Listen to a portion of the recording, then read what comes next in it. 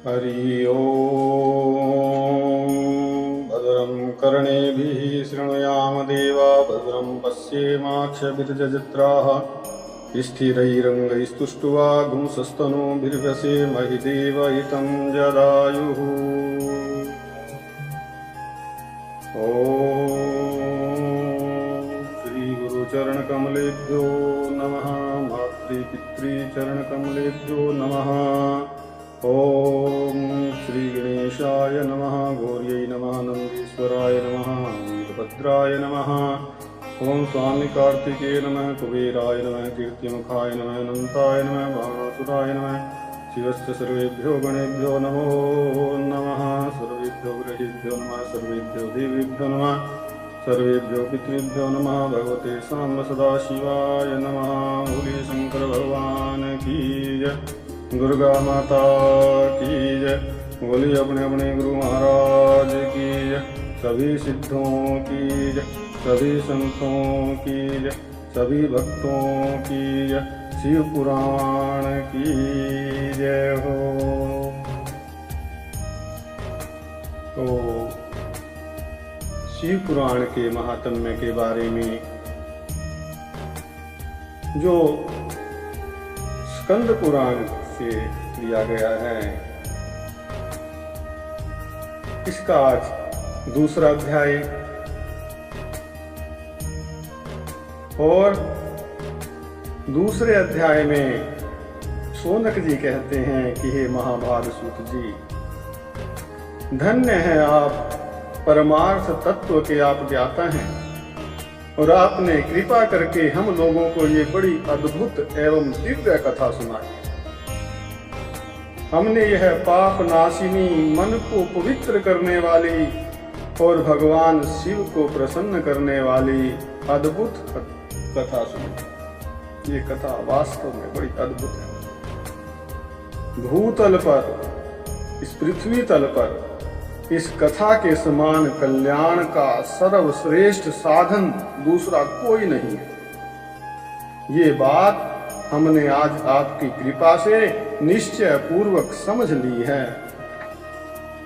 ओ के विशुद्ध्यन्तनया कथया पापिनः कलौ, वदतान कृपया सूत कृतार्थं भुवनं कुरु।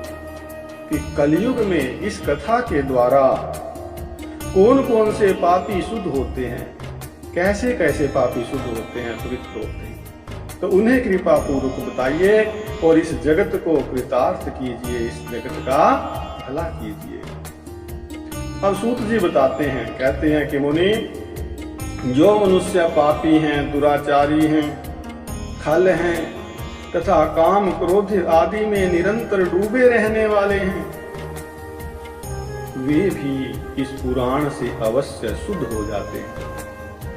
बताया कि ज्ञान यज्ञ परोयम वै, भुक्ति मुक्ति प्रदः सदा, शोधनः सर्व पापानां शिव संतोषकारकः। यह कथा वास्तव में उत्तम ज्ञान यज्ञ है। ये कथा नहीं, एक ज्ञान यज्ञ है जो सदा सांसारिक भोग और मोक्ष को भी देने वाला है। जिस प्रकार यज्ञ से कामनाएं, इच्छाएं पूर्ण होती हैं, उसी प्रकार इससे भी वो इच्छाएं, जो भी मनुष्य की इच्छाएं हैं, जैसे सांसारिक भोगों की इच्छाएं नाना प्रकार की, वो भी इच्छाएं पूरी होती हैं, और जो मोक्ष है उसकी भी प्राप्ति होती है। साथ ही ये सभी पापों को नष्ट करने वाला भी है और भगवान शिव को प्रसन्न करने वाला है। शिव संतोष कारकः, जो अत्यंत लालची है, सत्य विहीन, अपने माता पिता से द्वेष करने वाले, पाखंडी तथा हिंसक वृत्ति के हैं, वे भी इस ज्ञान यज्ञ से शुद्ध हो जाते हैं। ये छोटे पाप नहीं है, माता पिता से द्वेष करना, पाखंड करना या हिंसा करना, बड़े पाप हैं। लेकिन शिव पुराण में वो सामर्थ्य है कि वो इन पापों के फल से भी प्राणियों को शुद्ध कर देता है, वो फल पाप वाला नहीं मिलने देता। तो अपने वर्णाश्रम का पालन न करने वाले और ईर्ष्याग्रस्त जो लोग हैं वे भी कलिकाल में इस ज्ञान यज्ञ के द्वारा पवित्र हो जाते हैं। जो लोग छल कपट करने वाले, क्रूर स्वभाव वाले और अत्यंत निर्दयी हैं, जिनमें दया भाव नहीं, कलयुग में वे भी इस ज्ञान यज्ञ से शुद्ध हो जाते हैं। ब्राह्मण के धन से पलने वाले तथा निरंतर व्यभिचार परायण जो लोग हैं वे भी इस ज्ञान यज्ञ से इस कली काल में पवित्र हो जाते हैं। जो मनुष्य सदा पाप कर्मों में लिप्त रहते हैं, शठ हैं और अत्यंत दूषित विचार वाले हैं, वे कलयुग में, इस कलयुग में भी इस ज्ञान यज्ञ से निर्मल हो जाते हैं। दुष्चरित्र, दुर्बुद्धि, उद्विग्न चित्त वाले और देवताओं के द्रव्य का उपभोग करने वाले, जो देवताओं के धन को भी हजम कर लेते हैं, खा लेते हैं, वो भी बताया कि कली काल में इस ज्ञान यज्ञ से पवित्र हो जाते हैं। तो इस पुराण के श्रवण का पुण्य जो है बड़े बड़े पापों को नष्ट करता है, सांसारिक भोग तथा मोक्ष प्रदान करता है और भगवान शंकर को प्रसन्न करता है। शिव संतोष हेतुकम। तो इस संबंध में बताया कि अत्रीवोदाहरण गीतम इतिहासम पुरातनम यस्य श्रवण मात्रेण पापः निर्वर्त्यलम्। इस संबंध में मुनिगण इस प्राचीन इतिहास का उदाहरण दिया करते हैं, जिसके श्रवण मात्र से, सुनने से ही बताया केवल पापों का पूर्णतया नाश हो जाता है। कौन सा उदाहरण? आसीत किरात नगरे ब्राह्मणो ज्ञान दुर्बलः दरिद्रो रस विक्रेता वेद धर्म परांग मुखा। बहुत समय पहले की बात है कि किरात नगर में एक ब्राह्मण रहता था। कैसा था वो? जो अज्ञानी, दरिद्र, रस बेचने वाला और वैदिक धर्म से विमुख था, और भी संध्या स्नान परिभ्रष्टो वैश्य वृत्ति परायणः देवराज इति ख्यातो विश्वस्त जन वंचकः। वह स्नान संध्या आदि कर्मों से भ्रष्ट हो गया था और वैश्यावृत्ति में तत्पर रहता था। उसका नाम बताया देवराज। देवराज उसका नाम था और वो अपने ऊपर विश्वास करने वाले लोगों को ठगा करता था। उसने ब्राह्मणों, क्षत्रियों, वैश्यों, शूद्रों, दूसरों को भी अनेक बहानों से मार करके उनका धन हड़प लिया था और बाद में उसने अधर्म से बहुत सारा धन अर्जित कर लिया, परंतु उस पापी का थोड़ा सा भी धन कभी धर्म के काम में नहीं लगा। और वास्तव में होता है, पाप का धर्म जो धन है वो जल्दी से, आसानी से धर्म कार्यों में नहीं लगता। और एकदैक तडागे से स्नातुम यातो महीसुरः वेश्यां शोभावतीं नाम दृष्ट्वा तत्रातिविह्वलः। अब मनुष्य यदि सत्कर्म नहीं करेगा तो बुरे कर्म की तरफ तो जाएगा ही। तो यहाँ लिखा कि एक दिन वो ब्राह्मण एक तालाब पर नहाने गया और वहां शोभावती नाम की एक वैश्या को देख करके वो अत्यंत मोहित हो गया। और वो सुंदरी, वो भी उस धनी ब्राह्मण को अपने वशीभूत हुआ जान करके ये मेरे रूप के वशीभूत हो गया है, मेरे रूप में आसक्त हो गया है, ऐसा जान करके बड़ी प्रसन्न हुई और आपस में वार्तालाप से उनमें प्रीति उत्पन्न हो गई। तो उस ब्राह्मण ने उस वैश्या को पत्नी बनाना तथा उस वैश्या ने उसे पति बनाना स्वीकार कर लिया। तो इस प्रकार जो है कामवश होकर के वे दोनों बहुत समय तक विहार करते रहे। अब बैठने, सोने, खाने पीने तथा क्रीड़ा में वे दोनों निरंतर जो है पति पत्नी की तरह व्यवहार करने लगे, पति पत्नी की तरह रहने लगे। अपने माता पिता तथा पत्नी के बार बार रोकने पर भी पाप कृत्यों में संलग्न वो ब्राह्मण उनकी बात नहीं मानता था। और हम जैसे हमारे गुरुजी बताते हैं कि नसीहत और फजीहत इनका वैर होता है, अर्थात जो बुरे काम में लगा हुआ है उसको कोई अच्छी सलाह दे तो वो उसको अच्छा नहीं लगेगा, वो उसको दुश्मन के समान लगता है, वैरी लगता है, शत्रु लगता है। तो माता पिता पत्नी उसको हटाते थे इन दुष्कर्मों से तो उनसे शत्रुता हो गई।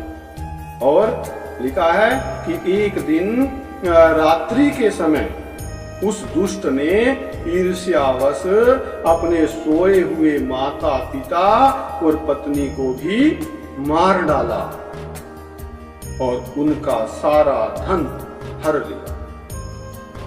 वेश्या में आसक्त चित्त वाले उस कामी ने अपना और पिता आदि का सारा धन उस वेश्या को ही दे दिया। अब वो पापी अभक्ष्य भक्षण जो चीजें नहीं खानी चाहिए, शास्त्र विरुद्ध हैं, उनका भक्षण करने लगा, मद्यपान करने लगा, मदिरा पीने लगा और वो नीच ब्राह्मण उस वैश्या के साथ एक ही पात्र में झूठा भोजन करने लगा। और फिर समय बीतता रहा, लेकिन कदाचित् दैव योगेन प्रतिष्ठानम् उपागतः शिवालयं ददर्शासौ तत्र साधु जनावृतम्। एक दिन घूमता घामता वो दैव योग से प्रतिष्ठानपुर, झूसी प्रयाग जिसको कहते हैं आजकल, वहां वो जा पहुंचा और वहां उसने एक शिवालय देखा।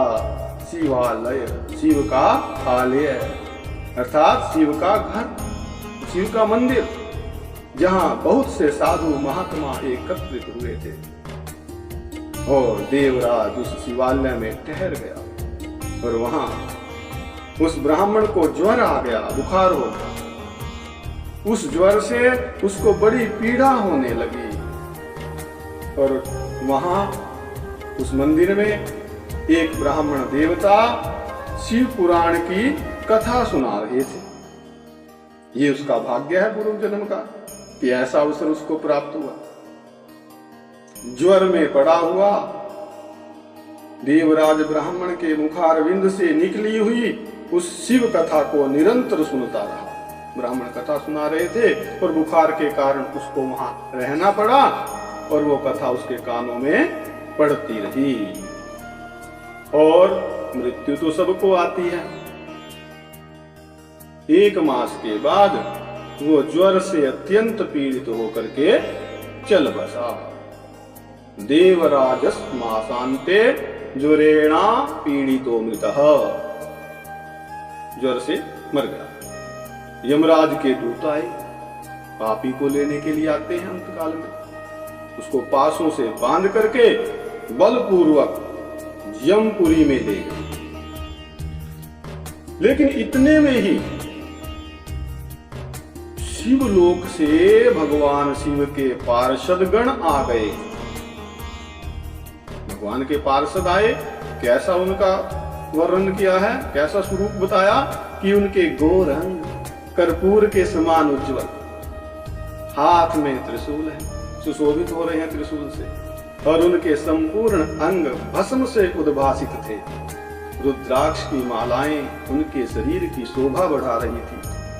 वे सब के सब क्रोध करते हुए यमपुरी में गए और यमराज के दूतों को मार पीट करके बारंबार धमका करके उन्होंने देवराज को उनके चंगुल से छुड़ा लिया और अत्यंत अद्भुत विमान पर बिठा करके वे शिवदूत कैलाश जाने को उद्यत हुए, तैयार हुए। और तदायम पुरी मध्ये महाकोलाहलो भवत्। उसी समय क्या हुआ, यमपुरी में भारी कोलाहल मच गया।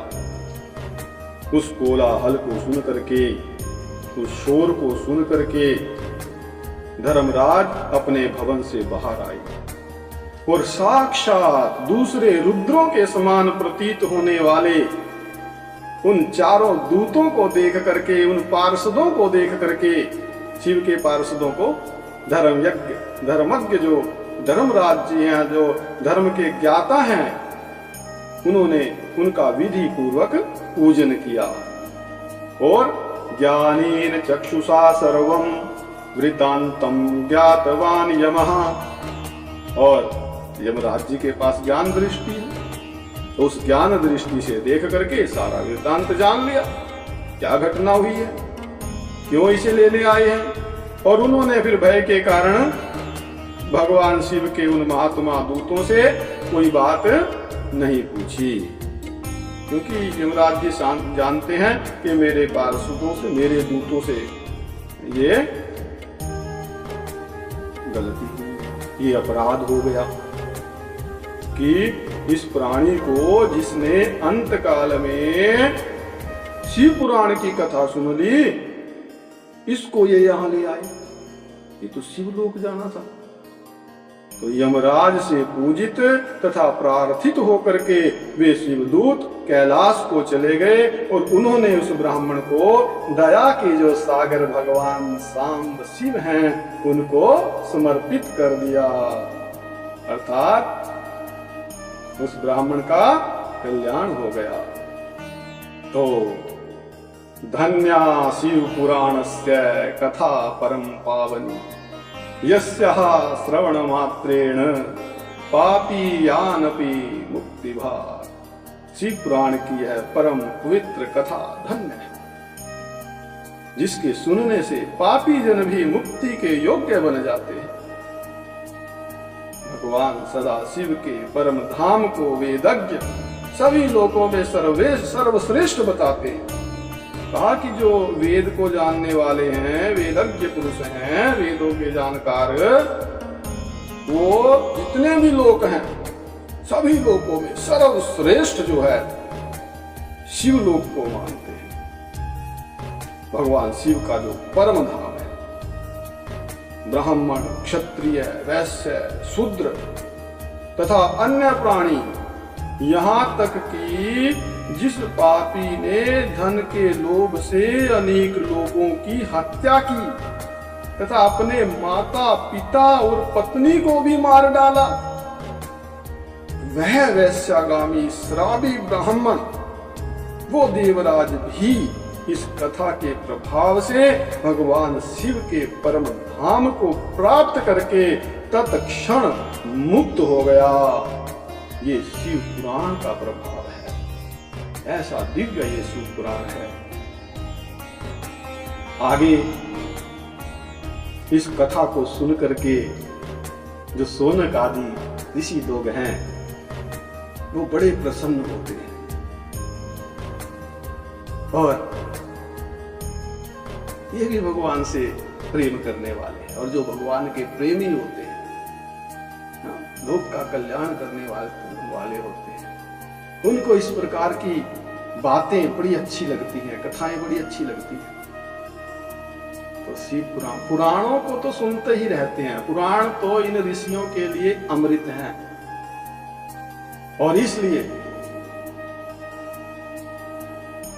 और सुनने की इच्छा रखते हैं कि महाराज सूत जी कोई और ऐसी कथा सुनाओ, कोई और ऐसा दृष्टांत हमें सुनाओ जिससे पापी लोगों को भी वैराग्य हो जाता है, पापी लोगों का भी कल्याण हो जाता है। भगवत भक्त जो है उनका कल्याण तो होता ही, ना? शिव पुराण अगर कोई सुनेगा उनकी तो भक्ति बढ़ेगी, शिव से प्रेम होगा, और जिसको प्रेम हो गया भगवान शिव से उसका तो शिवलोक में गमन है। लेकिन जिससे पापियों को भी मुक्ति मिले, ऐसी कोई और भी कथा सुनने की इच्छा है। तो इसके बाद आगे तीसरे अध्याय में एक चंचला और बिंदुक नाम के ब्राह्मण का बड़ा सुंदर दृष्टांत, शिव पुराण की महिमा को बताने वाला, शिव पुराण की क्या महिमा है, इसके महत्व को और बताने वाला अच्छी तरह से ये दृष्टांत आएगा। और यहीं पर आज दूसरा अध्याय विश्राम को प्राप्त होता है। बोल शंकर भगवान की जय। सर्वे भवन्तु सुखिनः, सर्वे सन्तु निरामया, सर्वे भद्राणि पश्यन्तु, मा कश्चित् दुःखभाग् भवेत्। ओम शांति शांति शांति।